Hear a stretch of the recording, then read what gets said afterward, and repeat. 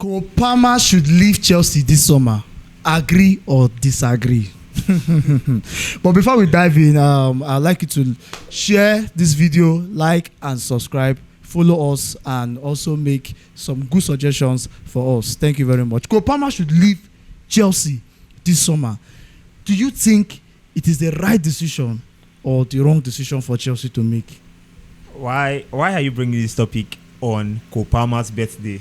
Today's his birthday. I tell you. And he has suggested this. Well, but should we sell him? Yes, but first of all, let us wish our star boy. Yeah. No matter how you want to put it, Exactly. he has done some things for Chelsea. Some things for Chelsea. So happy birthday to Cole Palmer. Yeah, we celebrate you. Ice cold. We celebrate you. Yeah. We wish you all the best. But Oga, he dey mess up. Oh.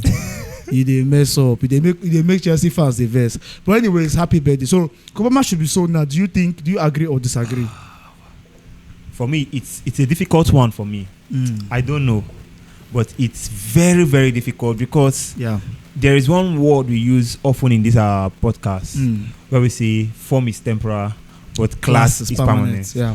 But I'm looking at Palmer this time. We don't see where's the class. We don't see class. Where's the class, bro? So you get discouraged at some point that what is happening to this young man. But Palmer is really bad. Like earlier when we were having the conversation, I said something. Just like when Bitcoin fall. Yes. Like even the person won't drop form. This season, Saka is not in his best of form. Yeah. There are so many good and classic players that are not in their best of form this season. But it is not as bad as Cole.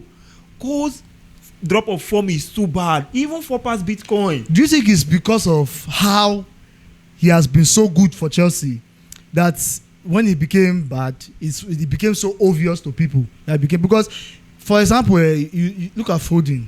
Phil Foden, for example, Yes. Phil Foden has went out of form. In fact, he's not even in the starting lineup for Man City right now. So would you say? But most people don't talk about Phil Foden the way they talk about Palmer dropping form. Would you say it's because Palmer was better than him at that point? Exactly. Now you will not compare Palmer's impact in Chelsea with Foden's impact at Manchester City. When Foden was one of the top players in Manchester City, then we used to have many good players with him. Yeah. KDH was there. Kevin De Bruyne, KDB was there.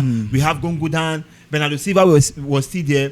He had most classic player was there with him in Manchester City. But talking about Cole Palmer in Chelsea, a very bad Chelsea. We all knew how we struggled since the ownership changed hands, came to Egbali and the rest of them. And the bad coach we have been having, the struggles, Pochettino came and we managed to discover the potential in Palmer. And Maresca came and helped us. And Palmer was awesome. For good 2 seasons, Palmer did perfectly well. And all of a sudden, a fresh season, after winning a world trophy, after being given awards, a fresh season, we are now having Palmer as one of the worst players in the Premier League.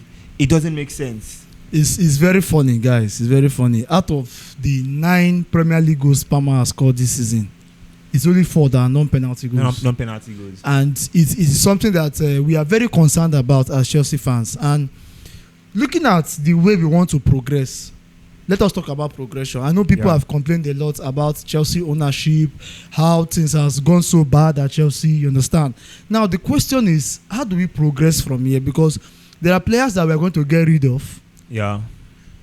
Obviously, there are players For that we'll get rid of, sure. and the players that will add into the squad. Exactly. Now, in the list of players that we should get rid of, do you think Palmer should make that list? We have. I hope. First of all, before you answer the question, as fans, we are trying to be patient enough this season for Cole Palmer. We are watching. We said, okay, let's just assume his injuries. Let's assume his, let's say maybe the way the other Chelsea players are playing that is affecting him. But I still use Saka as a reference. Went for injuries, came back, and is impacting his team already. You can actually see that he was more or less the missing piece at these few times when Arsenal dropped form. Came back and he started playing well, started, scoring goals for Arsenal, decisive goals. So, I don't know, should Chelsea really, really sell Cole Palmer this season? Let us get this done for us to progress. It's a difficult one for me, but looking at the impact of Cole Palmer to the club, it's a difficult one for me because if I'm saying that we should sell Kopama off, it certainly means that I don't believe in Palmer again in terms of him impacting in Chelsea. So I would likely say, let's first of all do with the change of management. That is a change of manager. Okay. Give us a new coach. Let's see how it goes. He can maybe exactly because like for me, for example, people complain about Pedro Neto a lot, and they say we should sell Neto. For me, I believe that a player like Neto, if he's given the right coach, if a good coach should coach Neto, he will play more than what he's playing for Chelsea. That's what I believe. That's my opinion. So maybe just like what you just said, a new coach should come in and let us see what he can make out of Palmer. But perhaps that new coach comes in and nothing good still comes out from Palmer. Remember that his value will keep dropping. Yeah, exactly. We will not be able to make as much as we are supposed to make from him. Even now, I don't know how many clubs will want to buy Palmer for £100 million. I don't know. I doubt. Yeah. But it is what it is, man. It's what it is. So that's that for Kopama. Today, this week is Arsenal week. happy Arsenal week. Only this Monday, Chelsea lost. Arsenal fans are happy. On Monday, Manchester City drew against Everton, increasing Arsenal's chance of winning the league. And yesterday, they qualified for the Champions for the first time since 2006. That is 20 years ago. Arsenal is in the Champions League final. What an achievement! See, leave banter aside. This is an Arsenal appreciation post. Like they've really done well this season, and I know what will crown it up is them winning these 2 remaining trophies. This is what's going to sum all the things I'm just saying now. Arsenal have been really spectacular this season, not in the way they play, but in their mentality as to how they want to win the trophies. They've approached it with a champion's mentality. Sometimes Arsenal don't play amazing football for you, but they win games. Yeah, exactly. Which is the most important thing. But the game against Atletico Madrid yesterday, I know Mr. Peter must have talked about it. How did you see the officiating in terms of that match? We had the controversial incident where Griezmann was supposed to be, it was supposed to be a penalty or VAR was supposed to look into that incident. Do you think that was a penalty? For me, I don't think I'm really having any issues with the officiating. But even though one of my words towards Arsenal this season is that the entire UEFA, in fact, the entire Europe football is trying to favor them, to push them to win at least one major trophy. That one, there's nothing you want to tell me to change my mouth. I believe in that. But in as much as such thing is happening, the officiating was quite okay. The problem I had with that match was with Simone. There was no essence of you over sitting at the back. You push forward, for crying out loud. You are telling me that Arsenal is giving you close to 80% possession. What are you sitting down at the back doing? For crying out loud, you are drawing 1-1. And the draw happened at your home ground. It was not even Arsenal's home ground. And the funniest part of all these things was that you told your men to sit at the back. Forgetting that Arsenal has this kind of defensive stability. It is very difficult for you to break Arsenal defense like that. Penetrates them, yeah. If you want to score Arsenal, it's either you are playing with a very technical player that knows how to place the ball, or there is a confusion in their 18-yard box that gives you the allowance to score. Because now the problem is everything about the Arsenal 18-yard box has 85% probability that you cannot score them from the goalkeeper. Raya, for me, I feel is the best keeper of the season. Yeah, the best keeper of the season. The best keeper of this season. Without doubt. Now, looking at Raya, you look at the centre backs, you see Saliba, which I will not overrate. But when I want to overrate a player, I will take a look at Gabriel. Gabriel has been awesome. Like, how do I explain? His consistency alone, from the beginning of the season down to the end of the season, in scoring of goals, in being a good defender, it has been top-notch. Keep all the excuse aside. Even though they give Atletico Madrid that penalty, they would still lose because the mentality was too poor. Yeah, but for me, I saw it right from the first leg. I said for Atletico not to win in their home, it's obvious that they will not be able to eliminate Arsenal. But anyways, congratulations to the Gunners for making. Okay, let me ask you something. Yeah. Why did Arsenal not win Sporting CP in Emirates? I think because they came out and they attacked exactly. See, Oga, they owned up to the game. He who wants to win, they say he now who like that type of stuff say he who wants to win must fight. Yes. You don't want to fight. You want to sit down. You think it's Barcelona that you are playing. So what was in Simeone's mind? Was he trying to take the game to extra time or penalty shootout? Now 2 things was in his mind. Hold this game, see penalty shootout, or you defend, create a very good defensive line, and use then counter. have a very strong attacking player at like just between the midfield line, so that in case there is any error from the 18-yard box, you can fire and then you can counter attack Arsenal. But bro, that does not work with Arsenal. Tell me one goal that you have seen that they have scored Arsenal this season that is counter attack. Arsenal, they don't give that type of lapses. Simone, you would have.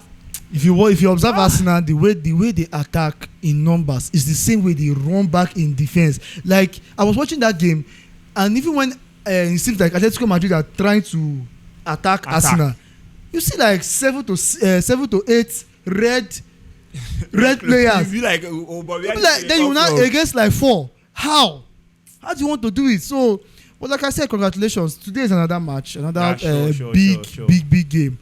Bayern Munich versus PSG at Allianz Arena.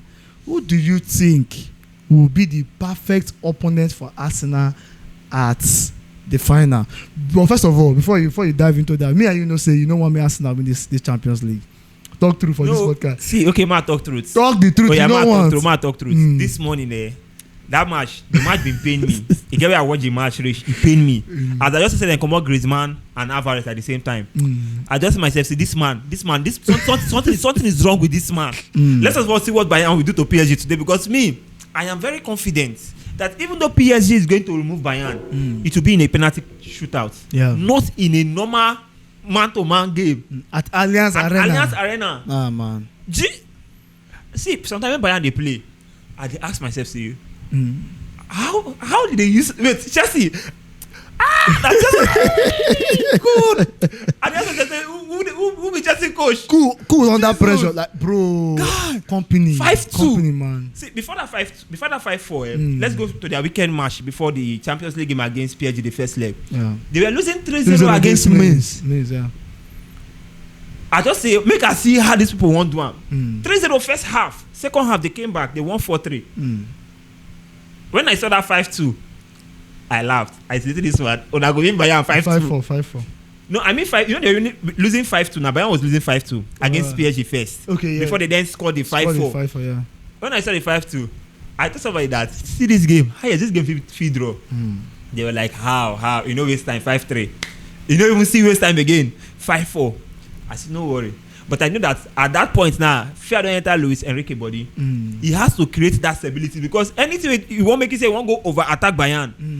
You dey attack yourself, because he go conceive goal, and he had to hold the game. Now he's just leading with 1 goal, and you know go tell me say you go come Allianz Stadium, Bayern go score like 2-3 goals. 2-3 goals, yes. And for you to say you go score Bayern like that amount of goals, it did very difficult. Well, so you say you prefer Bayern Munich to play Arsenal in the final? I want to enjoy football. Yeah, because these two teams, they play a kind of sweet football. Arsenal plays a kind of sweet football. Not now that they have dropped form small, but with stability. Exactly. So I want to see how these two football, like how their pattern want. I want to see what it will produce. But I still believe that it's still a 50-50 thing. Anybody that wins, that jumps Arsenal, I see a 50-50. Anything can happen. That's what I believe. Yeah. Okay, finally, let us fly back to London, Stamford Bridge again. I know say Chelsea don't stress you very, but Joao Pedro, after the game against Nottingham Forest, called out his players, his teammates, and said that they need to do better. Now, at least, you know, say Rosenio don't go. You don't have Rosenio to blame. That game against Nottingham Forest was kind of like a must-win game for Chelsea. But they let us down. They could not even salvage a draw. And Joao Pedro came out and, you know, he was talking about his teammates that they need to do better. They need to take responsibility. I'm paraphrasing now. They need to take responsibility. Do you think it was a right call from a player like Joao Pedro to call out his teammate like that? Bruh. When it comes to Chelsea, I will have to breathe before I talk. because Chelsea has almost denied me breath. Since they restrict your airflow. Guy. You see that lose against Nottingham Forest, that was not necessary. It was not even you know the most annoying part, Nottingham Forest Team B. Hey, God of mercy. At Stamford Bridge. Like starting lineup was Team B. Forget that Ego just that we saw there. Forget the Awoni. It was for me. It was seeing Nottingham Forest. There was no Gibbs White on time. There was no Chris Wood. No Chris Wood. I think I even what was the other say? Oshinson no even start that match. This other guy. Key players. Elliot Anderson, I think. Key players did not start that game. He wasn't in that game. So Murillo did not even play that game. Murillo did not even play the game safe. Chelsea. So now, points. Give me 3 reasons. Chelsea, give me 3 reasons. The players. Give me 3 reasons why I should look at you and tell you and believe that you are responsible. Because losing against Nottingham Forest shows a lot of irresponsibility from your end. And I feel that what Joao Pedro did was very necessary. Calling every player to come and take a responsibility of the team, because now this team is not being managed. Take notes. The Chelsea team is not being managed. The Chelsea team is being run based on the intelligence of the player. So if every player does not show forth his own individual brilliance, then I think the team will be declining. There was this narrative people were putting out that the players were not playing for. They did not like Rosenio. They're not playing for the coach. And I said something. Mr. Peter would attest to that. I said, why must you play for the coach, knowing fully well that you are trying to qualify for the next season Champions League? Why not play for yourselves? Play well for yourself. Qualify for that competition first before you can now clamor for the change of management. Now, this is the situation you've put yourself. Now, you have opportunity to now play for yourself. And you still fall your hand. That means you cannot actually blame Rosenio for everything that went wrong at Chelsea. Can you? Guy, I cannot even currently like when it comes to Chelsea. Even a pundit was saying when Chelsea fans were leaving the stadium before the end of the match, he said, "See, Chelsea fans don't even know you have to apportion blame now. Exactly. You don't know who you have to point finger now. Exactly. But for me, I will point right from time. I will pointing fingers. The players should be responsible. They should look at what last season it happened again. When we were almost losing out of the Champions League space, Chelsea players took responsibility. That year when Liverpool was hot, they won Liverpool. You won like 4 straight matches. 4 straight games and we qualified for the Champions League. So I don't know why, at this point where they need the players more to perform, they could not. It's very, very bad and it's a very, very shameful thing. It's a very, very shameful thing. The problem now is our next game is Liverpool. After Liverpool, we are facing Tottenham. After Tottenham, we are facing Sunderland. Now, do you know what? It looks very funny when we talk about Tottenham. But I can beat my chest and tell you that the chances of this Chelsea, these people that I'm seeing here, like these boys, winning Tottenham is very slim. You know, it's not even possible. That one said people should just forget about that one. Chelsea will not be able to beat Tottenham. It seems struggling to survive relegation. They will not be able to beat Tottenham. But anyways, that's all for now. I hope you guys enjoyed the session this morning. So just drop your comment. Tell us what you think about everything we've said. We'll be back for the next shoot. Thank you very much. My name is Big Dave. And my name is Gifto. Is Arsenal winning the Champions League? Peace out.